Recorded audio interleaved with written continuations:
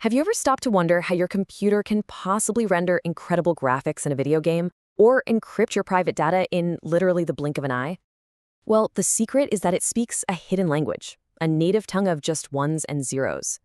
Today, we're going to learn the basics of that language by demystifying Bitwise operators. Let's jump right in. So think about it. You've got high-performance gaming, super complex cryptography, and all the networking that connects us. What's the one thing that ties all of them together? The answer is actually pretty simple, and it's the key to understanding how your computer really thinks. Yep, they all speak that hidden language of bits. It all comes down to bitwise operations. These are the absolute most fundamental actions a computer can take to fiddle with data at its most raw, basic level, the level of individual ones and zeros. Okay, so let's start by thinking about these operations as the processor's verbs. These are the basic action words it knows instinctively, the commands it can execute in a flash without any translation needed.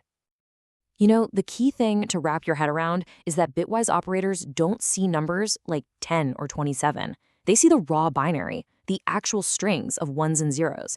And because these operations are physically baked right into the processor's circuitry, they happen at unbelievable speeds. All right, now that we've got the basics down, let's meet the first family of bitwise operators, the logic operators. Think of these as simple little gates that compare two numbers bit by bit to decide on a new result. First up, we've got the AND operator. Now, AND is a real stickler for the rules. For the result to have a 1 in any position, the bits in that same position in both of the original numbers have to be 1. It's kind of like a door with two locks. You absolutely need both keys to open it. Let's see this in action. It'll make more sense.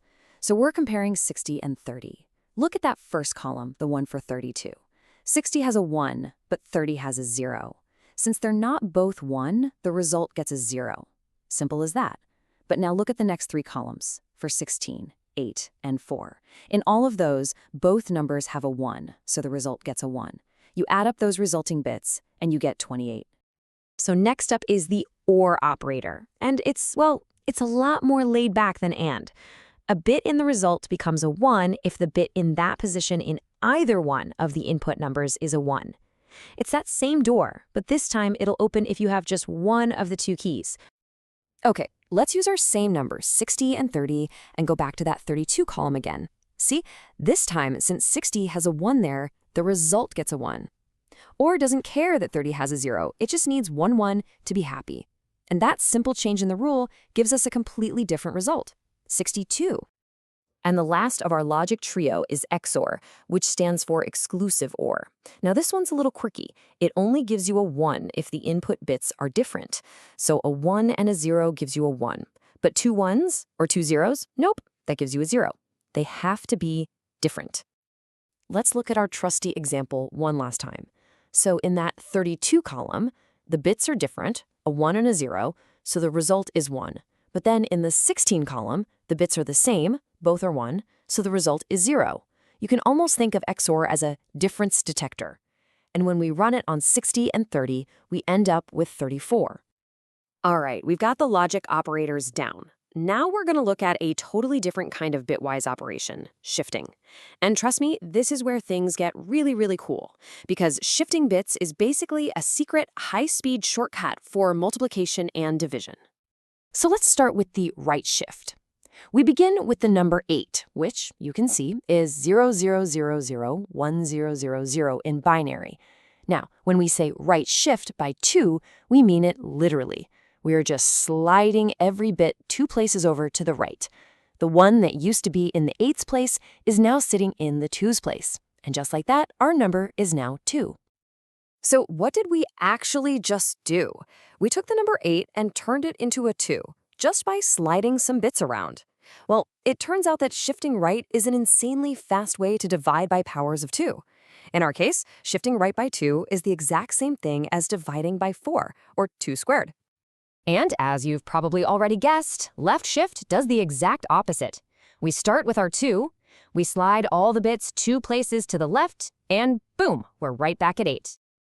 And there you have it, our shortcut from multiplication. Shifting left is just a ridiculously efficient way to multiply by powers of 2. In any kind of high-performance code, you'll see this all the time, because it's just so much faster than traditional math. All right, it's time for our final operator. And this one comes with a fun little puzzle. The bitwise not operator seems dead simple on the surface, but its results can be pretty surprising until you understand a clever trick computers use for negative numbers. So here's the mystery. The not operator, that little squiggly tilde, it just flips every single bit. A 1 becomes a 0, and a 0 becomes a 1. Couldn't be simpler, right? So how in the world does flipping all the bits of 5 give you -6?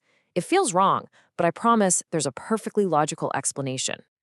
The secret is all about how computers represent negative numbers. It's a really clever system called two's complement. Let's just peel back this one last layer and see what's going on. In this system, it all comes down to that very first bit. If a number's binary form starts with a 0, the computer knows it's positive. But if it starts with a 1, the computer interprets it as a negative number.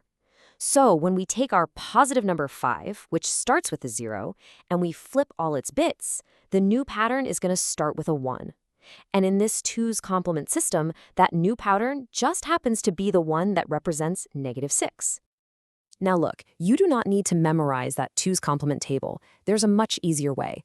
Just remember this one simple rule. The not of any number n is always equal to -n minus 1. So not 5 is just -5 minus 1, which equals -6. It's a fantastic little shortcut for a pretty complex idea. So, okay, we've looked at logic, we've done some super fast math, we've even solved a little puzzle. Now it's time to bring it all home and answer the big question. Why does any of this actually matter in the real world? This stuff is not just some academic exercise. It is happening under the hood of basically everything you do on a computer. It's essential for device drivers, low-level graphics programming, cryptography, network protocols, you name it. For instance, when you see a character's armor in a video game instantly get a new color or texture, that's probably a bitwise operation at work, rapidly changing the pixel values right on your screen. So the next time you're playing a game or scrolling through a website, or even just looking at your screen right now, just take a second to think about the billions upon billions of invisible, lightning-fast bitwise operations that are happening every single second to make it all possible. It's the hidden language that powers our world, and now you know a few words. Thanks for watching.